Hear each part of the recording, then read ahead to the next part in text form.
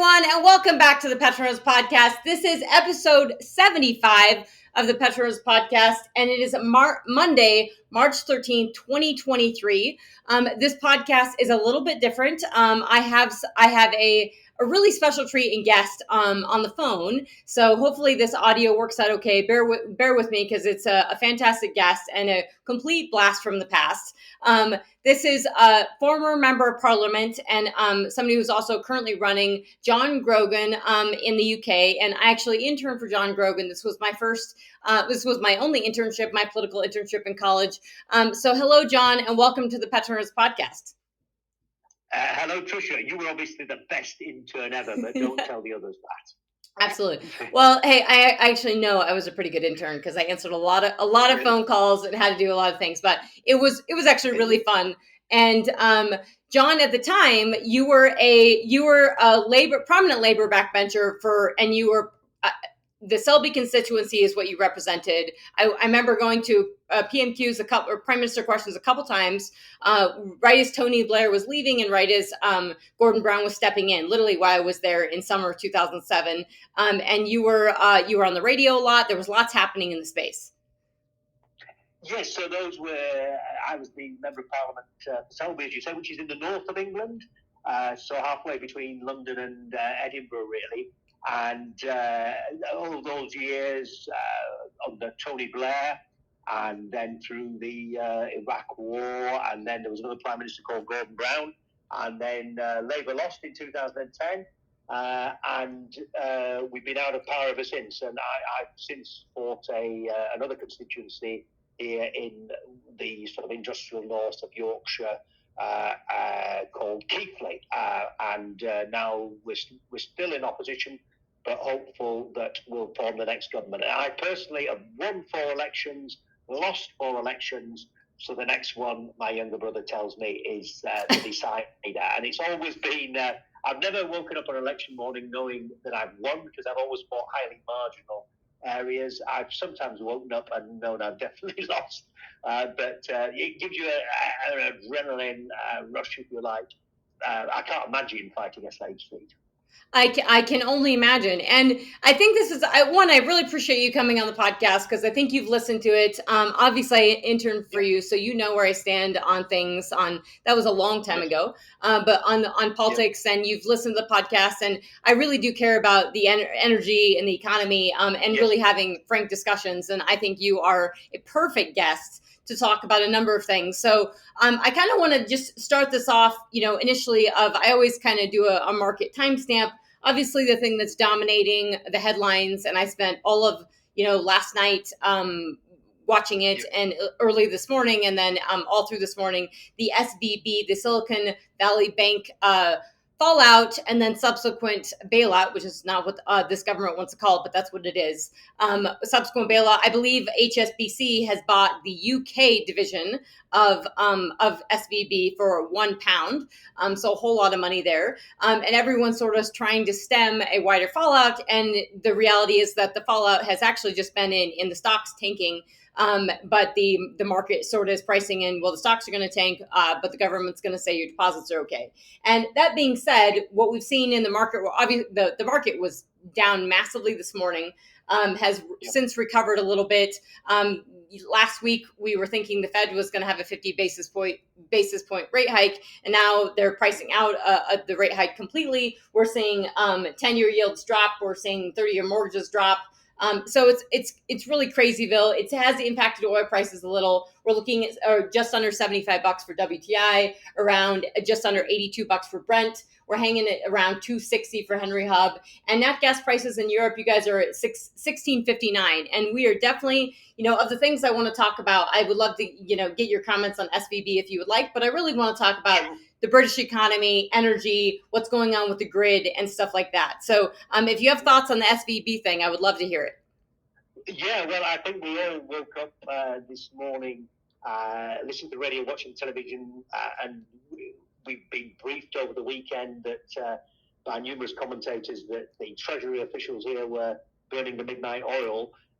And actually, to be fair, even though I'm, from the opposition, I think the government has done a pretty good job in 48 hours solid, as you say, getting HSBC which is certainly the biggest bank in Britain and indeed in much of Europe, to take over and do it without cost to the British taxpayer. Obviously, it's a much smaller bank in terms of the British economy than its impact in the States, but nevertheless, there's 250 mainly tech companies who are customers of the bank, and British government, British institutions like financial institutions around the world are trying to encourage some of these companies, some of the most dynamic, innovative, entrepreneurial companies around. And there was a real danger this week that some of them wouldn't be able to pay the wages, and they'd be calling in receivers and administrators. So that hasn't happened, and obviously the worry now is there any other banks in similar situations, or is this a one-off? And if it is a one-off, as I say, I think a pretty good job has been done here, and it doesn't seem to have put at risk any taxpayers' money. So we'll have to see what happens in the next few weeks, because obviously there are memories of about the time you were doing that internship, really, what was happening in London and New York and around the world. But hopefully this is an isolated case this time. Yeah, I think it's interesting because I think if it was isolated, we wouldn't have needed the obviously it's the risk was in other banks, or they wouldn't have had to do the bailout that they did, especially here in the U.S.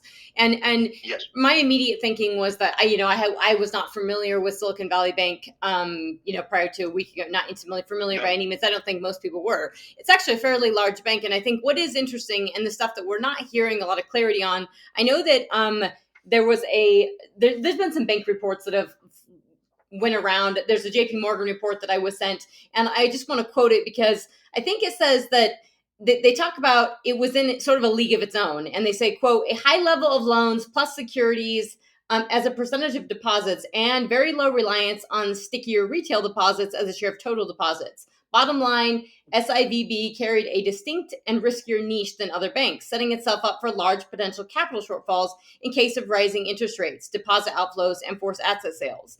And so that I thought was interesting is that there's some charts in here that are really telling in terms of the uninsured share of deposits that they had.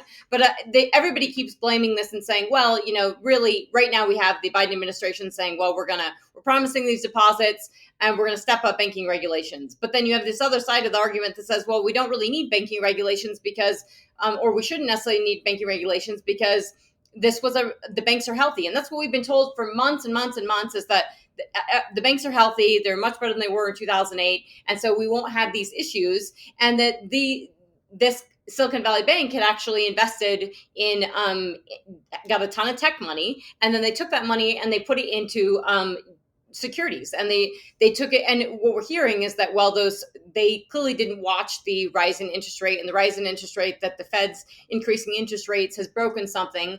And this goes back to what a lot of Democrats and politicians and folks are saying of, hey, slow down on rate hikes. And that's across the political spectrum. But it's very frustrating to me of hearing, okay, well, now we need banking regulations, when clearly the bank itself the folks on the bank, the board, this is tech. These are folks that are supposed to be knowing what's going on within the market. And so if I, as a average person, has been watching inflation for over 2 years and Fed rate hikes pretty closely and knowing how to move my money around and get the best for my interest rates and high yield savings accounts and everything, I'm pretty shocked that Silicon Valley Bank isn't intelligent enough to understand when rate hikes are moving and what their liabilities are. So I think there's an issue there that these are treasuries. So this is supposed to be fluid and secure, and we shouldn't have issues. But clearly, there's some management. There's the relationship that they have with the tech sector, that they have a ton of money from tech. And that how they go about their business as well. That it's not typically a normal bank. They also are getting fees and all kinds of stuff from how they're. Mostly not every company has all their assets in one bank, and a lot of these venture capital groups did have all their assets in one bank, and that's because they also had relationships where they were doing loan or advising services and everything. I think with them. Do you have any? Is that how you understand it? Do you also sort of agree with that? Is that how people are thinking about it over there? Well, I think the impact on future debates in London will be, and you make some interesting points about is it regulation, and you're saying it's really to do with bad banking and so on, and people not keeping their eye on the ball. But there's a continuing debate in London about following Brexit and so on, and obviously the City of London, very important to the British economy. There are some who suggest, well, now this gives us a chance to break free of, rather than shadow EU regulation, shouldn't we have go for a more buccaneering financial sector and start looking at some of the rules that were put on after 2007 and 8, and should we start relaxing these? And I suppose this is the effects of the last 48 hours might be to just move the debate a little. Well, let's be cautious in doing that, and we don't want to in any way affect the prospect of economic recovery by deregulating again and risking further collapses. So I think, I think it'll be, that's how it will impact on the political debate here. There'll be some who will say, yeah, we need to make London again the buccaneering financial capital of the world, and get rid of the dead hand of European bureaucracy. And I tend to the more cautious approach myself. And you are London is next to New York, and formerly, I would argue, formerly Hong Kong. Yeah. London and New York are still the financial capitals of the world. So I know, despite Brexit, you guys are still very much at the center of that. And so there are systemic impacts to that. So I guess this would be, and this is a pretty evolving thing. So I think people always give advice on, you don't try to dive into something when it's just beginning. So, we can probably, this is going to be an evolving situation that I'll be talking about in the podcast a lot and with clients and I'm sure you on political side, but it does get into the economy. And as you mentioned, it does get into the UK economy. And, I was in the UK at the beginning of December. I know we missed each other because I believe there was a train strike going on. But I was, so that's why I missed each other. There's a lot of strikes going on in across the UK for a number of different reasons, and actually in France as well. And that's a piece of the economy. But the impact of this, you're mentioning, regulations and obviously people needing capital and money. But the UK economy, from the outside looking in and listening to your, the Bank of England, which I think has been pretty forthright in explaining and talking about, one, that where inflation was at the end of last year, the fact that basically saying that the UK was going to go into recession, and sort of watching the whole thing has been very interesting. And then going over there, I did notice the same thing. It was sort of it wasn't ripping off the Band-Aid of COVID, but there was definitely a lot of revenge spending going on. There was definitely revenge tourism. I was in Oxford for the Oxford Institute for Energy Studies Oil Day, and the price of the hotels was just out of this world, and everything was booked. Every place to eat was fully booked. Every pub was booked, and it didn't quite have the sort of charm that Oxford normally has. And then I went to London, and every taxi driver told me the same thing, which was that it was the best year they've ever had. And partly was because they lost so many drivers, and so there was so much demand on existing drivers. But they all sort of said that, they were really, really concerned about the economy, and they thought that spending was going to drop off considerably. And I was in shops, and I was hearing it from people within the shop joking about putting all this stuff on their credit cards. And it just seemed like this was sort of something that was building up. And obviously energy prices being very high throughout the course of the year, and just this, double-digit inflation, really, really serious. So would really love your thoughts and feelings on, and obviously I know you have political feelings on it, but just what is the state of the UK economy and what's going on with inflation, and then we can sort of go back into talking about war and energy and stuff as well. But have at it from there. Sure.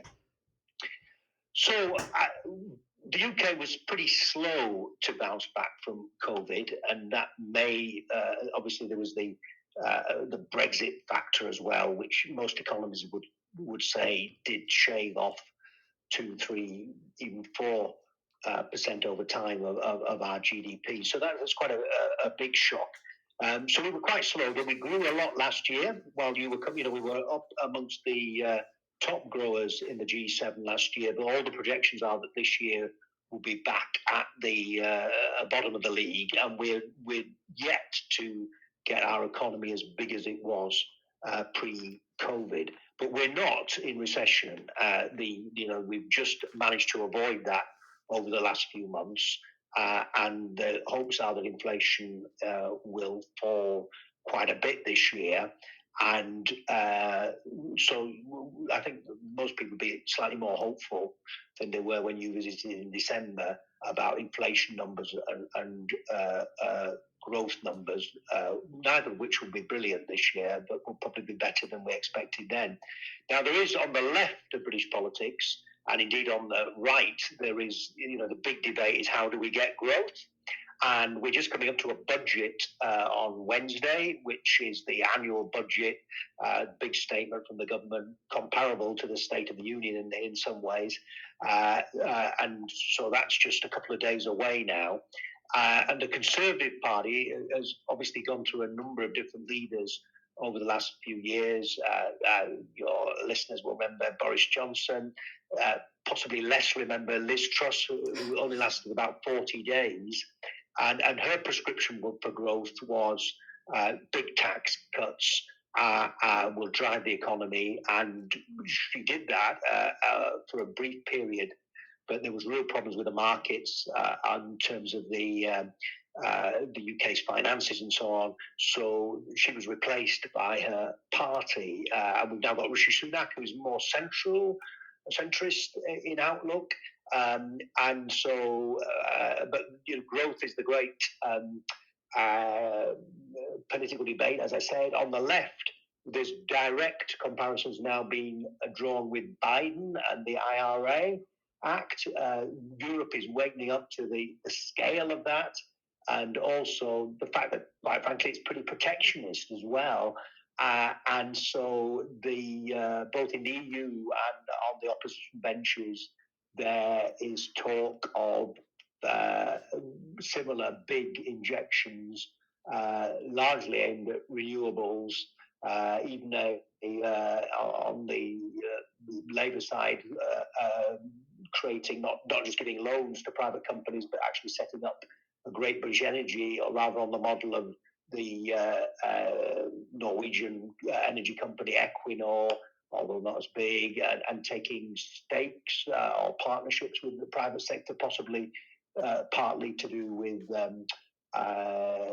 riskier technologies such as tidal and wave and so on, and some wind, particularly based on platform-based wind and so on. So to try and crowd in, if you like, some private investment. So those are the political debates about growth, and the outlook is, as I say, not quite as bad as it was, particularly as well as when we come on to talk about energy. The winter has generally been mild here, right. And in the UK and in Europe, we haven't had power cuts or anything. My background, as you know, when I used to work in Selby, was the coal industry. I represented the biggest coal mine that was then there in the whole of the United Kingdom. That's now closed. There's no coal now in the UK, but coal did come onto the grid for the first time last week for a few hours because the grid was under pressure. But generally, the mild winter has meant that we haven't had power cuts, which has definitely helped the economy. Absolutely, and I think for the whole of Europe, and you bring up a number of really fantastic points. I would love to discuss. But what we can just start with, we can just work our way backwards, because I want to hit on definitely the Inflation Reduction Act, which I kind of think is almost comedic that it's called not comedic, and I don't mean it in the sense, but for Brit and for Irish people, when you call it the IRA, it just seems uncomfortable. But anyways, it's the Inflation Reduction Act, which is not really disinflationary, given that it's a lot of spending, but it is something that I agree with you. There's a lot of folks in Europe waking up to it, and so we can talk about that. Liz Truss, I think, and a lot of the blame on Brexit, I think, for lack of people in the economy. I did hear that a lot of folks of saying, well, because of Brexit, we don't have enough people here. And, there's something I was explaining to a lot of folks, and even taxi drivers when I was in London, was that, the whole world doesn't have enough people to work. Yes. And, the US doesn't have enough, and we didn't have Brexit. So I don't think it's just a Brexit thing. But with regards to your energy, and I think there's it's called, basically you can do Google National Grid Live or look up I am Grid, I am Kate, and you can see the UK grid on a daily basis, similar that we have at the Energy Information Administration, and you can look at it over time as well, and it breaks down renewables and everything. But I pay a lot of attention to grids and renewables and what's actually in them, because given everything that happened really in 2020 and 2021, when your energy prices started spiking in the UK in 2021, well before the war in Ukraine. And I thought it was really interesting because I was following what was going on within Ofgem, and obviously that they came out and said, hey, everybody has an opportunity to buy all this stuff. And I was looking at your prices then in 2021, and about 25% of the electricity price in the UK was basically, it was basically an ESG tax. It was for environment and everything. And it seemed a huge amount at the time. And then obviously prices went up. And that was because, the demand for energy from China and Asia, and the cold, the hot summer that they had, the previous cold winter they had at the end of 2020, the hot summer that they had, and sort of build up. And by the time we get to the fall of sort of 2021, we're in this energy crisis where China's facing actual blackouts, and Europe is the renewables in the grid they've caused some peak issues and reliability issues. And so when you look at the grid for the UK, you can see it's declined in terms of power generation. And I'm looking at BP data from last year for 2021. So you're about 350 terawatt hours. About 124 of those, about 124 of that is gas, and 117 terawatt hours is renewables, and that's mostly wind. And so apparently, like yesterday and the other day, wind, it must be blowing a lot because the grid is high in wind. But then when the wind is not blowing, then gas has to take over. And I don't love a lot of policy books, but I was just going through this book called Not Zero by Ross Clark, and it is a very UK specific book on UK energy policies. And something he mentions a couple times, and I believe he's a journalist, but something he mentions, and I think he does a good job of explaining, is the peaking. And that's something a lot of us in the energy space, we understand that, when the wind or the solar or the renewables in the grid are not working, that then you have, you turn on the coal-fired power generation. This is what they do in China, largely with coal-fired, but when the renewables aren't working, that's what they're relying on. Whereas you guys have gas. But the trouble is that to keep that's not how those systems were designed. So the cost gets really expensive. And I know everyone likes to blame, traditional fuels like natural gas and petroleum and coal, and think that the renewables are going to save them. But it's interesting that the way your grid is structured, is when the wind is not blowing, you have to use the gas, which works out fine. But you end up paying a lot more because you're not using the gas, and you're not using the gas all the time. And you have to compensate the owners for those gas plants. And so it's partly why the cost is really, really expensive. And then when you don't have enough, you're also pulling in, obviously the gas was too expensive during last year. And so then everything was being used, and a lot of basically the entire world, not just Europe, diesel was used instead of gas, which drove up diesel prices and oil prices as well, which is a significantly dirtier fuel to use. So, I would love your thoughts on that, and, personally, and just how you think about that. And obviously, given that you come from a coal background, you're kind of like an old school Democrat. So I don't know how much you've sold your soul on the energy side, but I would love to, unpack that a little bit. Okay, well, you give a very good description of the UK energy market, and basically electricity is priced, as you indicate there, at the sort of marginal, the last provider on the network, the marginal cost price there, and so it's all priced pretty well by the price of gas. And throughout most of Europe, there is a similar system as well. And so this has massively impacted over the last 6 months.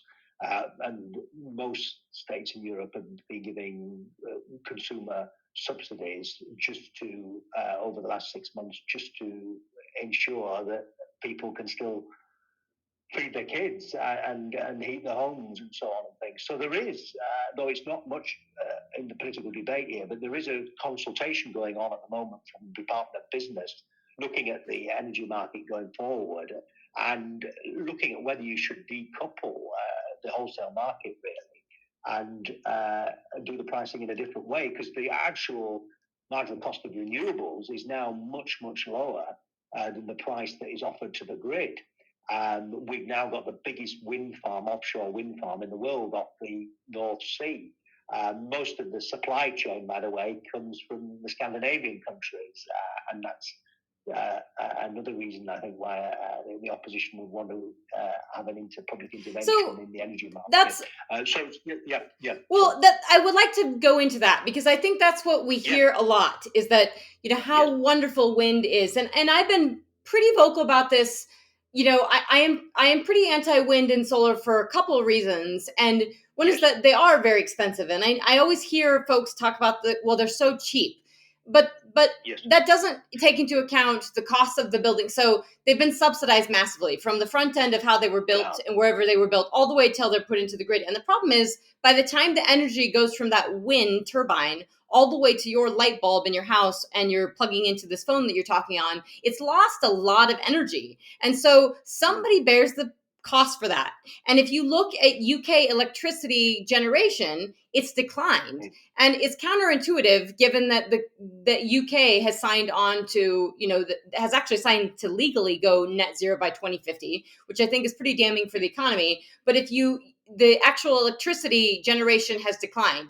And if you are trying to go net zero, you have to actually electrify your country. So you can't really decline your electricity generation. Everything would have to be electrified. So it's a little bit counterintuitive there. But I always hear, and you guys do have a ton, I'm not saying it's not windy offshore, but I always hear, when we look at levelized cost of energy, it doesn't include the front end stuff, and then there's a lot of subsidization. And so by the time it gets to you, the consumer, we hear as well, it's expensive for gas. Well, if we got the real story of if the gas was allowed to run freely, and the wind doesn't run freely. And apparently when you put two wind turbines next to each other, they eat each other's wind. So, it's sort of like, when people talk about downspacing in the oil patch, and if you're putting wells too tightly together, they're pulling on each other. In certain rock that is really good, you can do that because you need to extract more crude oil. But in wind, it does seem that the case is, and I could be wrong, and I would love scientists to jump in on this, but when you're putting a bunch of windmills next to each other, that they're actually sort of eating that wind. So you're not getting as much as just one turbine. So I'm just wanting to press on this issue because it's something we hear a ton about, of how amazing and positive it is. I hear on the BP earnings call, and it's definitely something that the UK has really, really pushed, is to go into offshore wind. And that sounds really great. But when the wind's not blowing, which is what happened in the fall of 2021, when you guys had the most renewables in your grid from a capacity standpoint, but the wind didn't blow and the sun didn't shine and the rain didn't fall. And so you didn't have, the renewables weren't available. And so then you had to use the other stuff. And when the other stuff, you're not using it consistently, then that cost gets ratcheted up. So I would love, I'm sure people are thinking about this, but it doesn't seem to be in a realistic manner. And I would love to just, the realistic standpoint, especially because you are on the labor side. How are you personally thinking about this? And how, I guess, is the Labor Party thinking about this? Well, you're right to say there's a lot of public subsidy involved in making the renewables work, whether that's particularly wind, which has been the big contributor, largely offshore, but I think there's a move now onshore, right, to some extent solar. But there is a massive public subsidy. You're definitely right. Now the costs have come right down, and as the industry has matured, and the debate in the UK, or part of the debate, is do you need to offer the renewable companies? Obviously, they all say you do, that we want these high prices because otherwise we won't invest anymore. But it seems to me that the industry is now getting to the level of maturity that needs to be challenged a little bit, really. And as I say, the marginal cost now of producing a lot of renewable power, which isn't going to be, it's not going to be 100%, but it's growing, and there are other renewable technologies such as tidal and wave, which we haven't exploited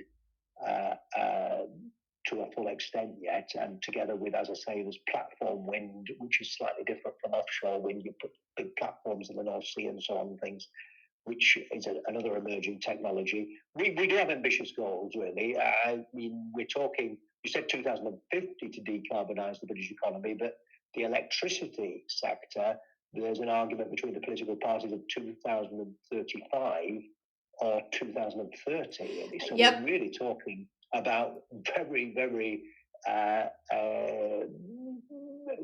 times that are very on the close horizon. They're not a long way away. There's not, but there's not concerns that, that I mentioned that your electricity capacity generation is decreasing. You're only 350 terawatt hours in total. You don't have any coal, you barely have any gas. Your actual contributions to global CO2 emissions are very, very small. So it kind of seems like the UK is killing themselves, and the economy and the cost of the consumer is massive, and the cost of the country is massive. So I know everyone talks really lofty about, yes, the marginal cost has come down, but the marginal cost, somebody has to pay for it, and then you have to bring it into the grid, and then you lose a lot of energy because that's just the nature of it. And it's not high density. This is not high BTU energy like coal, like natural gas, like oil. And so when you transport, when you transfer this energy, you lose a lot of it. And so there is a cost to that. And it just seems like when we have this conversation in Europe, and I'd love for listeners to understand this, that UK, if you're not contributing that much to emissions, you've definitely outsourced a lot of your emissions to China and anywhere else that's producing your stuff, because you're not producing it yourself anymore. And there's an impact to the economy there. Well, we want to produce more stuff here. And, that's why I was saying that in terms of the supply chain, we want more of the supply chain to be in the former industrial north. I mean, there is still a manufacturing tradition in the UK. It hasn't disappeared totally. But you're right to say that the only way this will work is by producing more electricity. And in some of our neighbouring European countries, in Norway, you're up to about 80%, I think, electric cars and so on and things. And they are, like us, slowly, obviously, the wealth of Norway built on oil and gas. And they've a slightly longer time frame of phasing out oil and gas. Oil and gas are going to be important in the UK economy. We've still got quite a lot of gas in the North Sea, by the way. About half of the gas we use is produced in the North Sea, and will be for some years ahead. So there's all of that there, but now investing in new renewables is a very mature technology. Is wind and offshore wind and so on and things. So the capital costs are a lot less than they were 10 years ago even. And so you do have the prospect of cheap renewable energy. I don't think that's a myth. On some of the more mature technologies, that's definitely potentially possible here now.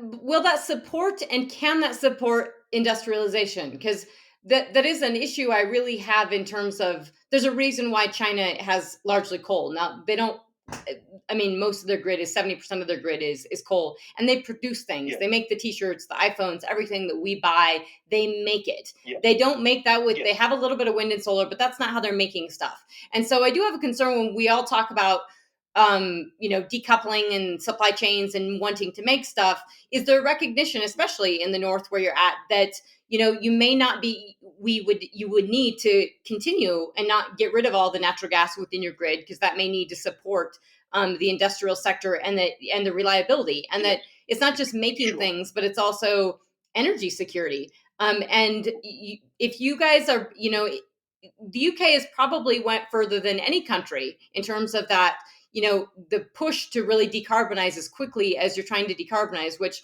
I don't think is actually going to happen, because I think something's going to break from an economic standpoint. But you guys have, legally, you're trying to really push the envelope on that.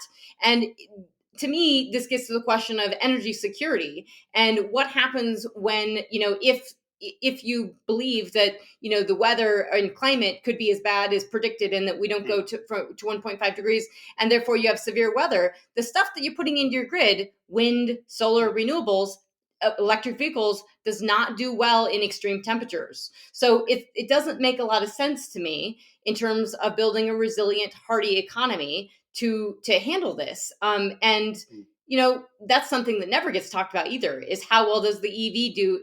How well does it do and you guys are a smaller country, you drive shorter distances. It's very, very different than here. But is that something being thought about? Yes, I think it is. I mean, obviously, the other technology we haven't mentioned yet which is in the States to some degree, in Scandinavia to some degree, and we're just beginning to roll it out, is carbon capture and storage, which is being used certainly in some countries on a commercial basis. And we've mentioned the North Sea a number of times. For decades we've been talking in the north of England, which, as I say, is still a manufacturing area, of piping lots of our emissions under the North Sea, and there's just the beginnings of the first projects to do that. And obviously, if we could crack that would enable the use of gas for much longer, while still meeting our international obligations. I think there is obviously there's a debate in every country about global warming and climate change and so on, and I'm very pragmatic about it. But we've made these commitments. We're only, as you say, a small nation. You've got to take into account certainly offshoring our carbon emissions, because if that's all we're doing, we're achieving nothing. But I don't think in any European country the electorate, particularly the young electorate, is going to allow us to not treat these goals pretty seriously, really. And it's been a fundamental change over the last 10, 15 years that most centre-right, centre-left governments in Europe regard these goals as ones that are international commitments that we've made and that we have to stick to. No, and I think you're right. I mean, I appreciate that explanation and that frankness and honesty, because I think that I don't think it's completely dissimilar here in the U.S. that pre-Biden administration, I don't think you could be a Democrat that believed in oil and gas or was okay with oil and gas. Now you can't. I think it's pretty difficult. I mean, it's very much it's a faux pas to you can't be on the left and be pro oil and gas, and which is hard because we're the number one oil and gas producer in the world. But I do think this outsourcing of emissions, and this is where I don't even try to spend too much time on the debate of climate and everything, because it does seem like the UK and Europe have sort of made their bed, and now they're going to lie in it in terms of falling on the cross for emissions, and that and there are repercussions. We saw that with the Volkswagen scandal. The fact that we here in the US we have the highest air emission standards in the world for NOx and SOx, for nitrogen oxide and sulfur dioxide, which is partly why we didn't have a lot of diesel run cars. But in Europe, there was a push for 10, 15 years ago, as you explained, over miles per gallon and CO2 versus the actual emissions. And so, there is a bit of a whack-a-mole in terms of, okay, well, we got our miles per gallon down, but we have other stuff in the air, and we have other pollutants. And I think the interesting thing is that when we start getting to the emissions thing, and this is a long game, but the European Central Bank, pre-war in Ukraine in 2020 and 2021 was articulating very clearly that they needed to look through, basically they had to look through inflation, and they were going to absorb inflation because they had to have the energy transition. And so you had your central bank, which I don't think that should be their role, is to be working on energy, but they were clearly saying, hey, we're going to have inflation because we have to have this energy transition. And there are obviously huge ramifications for that in terms of costs and what this goes on to the consumer and everything. But it does get me to this point of when we're talking about, pushing this stuff into the grid, the implications for this war. And I would love to touch on that, but we can come back to that.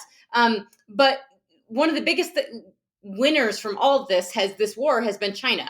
And that is because Europe has purchased, there's an 86% increase in solar purchases from China to Europe over the course of 2022, in just the first 9 or 10 months of 2022, which is kind of, it's amazing because, Europe is supposed to be a bastion of democracy and of human rights. And it's really sad because not only are you outsourcing the CO2 emissions that everybody claims they want to get rid of, and it's just playing whack-a-mole, and buying it from China, but these solar panels come from the province of Xinjiang. They do come from forced labor. They do come from free to forced labor. There are internment camps in the province of Xinjiang. There are all kinds of human rights issues within China, and they are produced from coal. And so the life cycle emissions aren't even being, accounted for.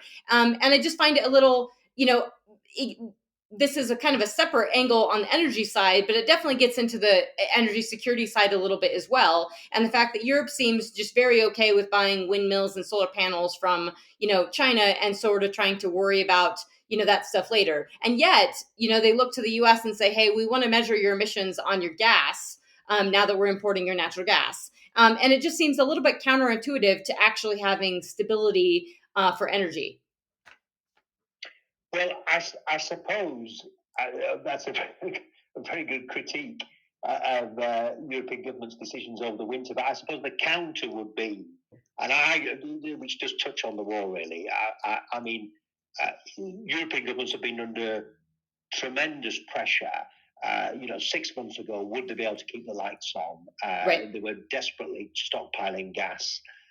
And trying to warn the citizens of the industries that we might not get through this winter without massive cuts. Trying to keep an alliance together. Is it a good thing that you've got this remarkable alliance? And from my point of view, thank God for Uncle Joe, because if Uncle Joe hadn't been there, I cannot see. And I was at a conference in Poland near the Belarus border just last week, and talking to the Poles and the Ukrainians there. I just cannot see that the world would have responded in the same way.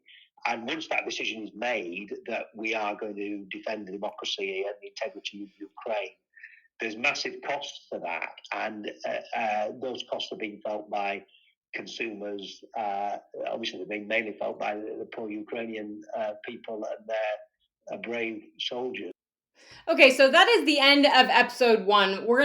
I'm gonna pause it right there with the end of John Grogan explaining that we're transitioning from talking about energy and we're talking about the war, and the war in Ukraine, and he's talking about the support that the U.S. and particularly Biden has been giving to the war, and how important it is to have this war effort. Now, the next conversation we're going to have is a continuation of this, where we're talking about the war in Ukraine and everything going on. It gets a little political. It is very interesting.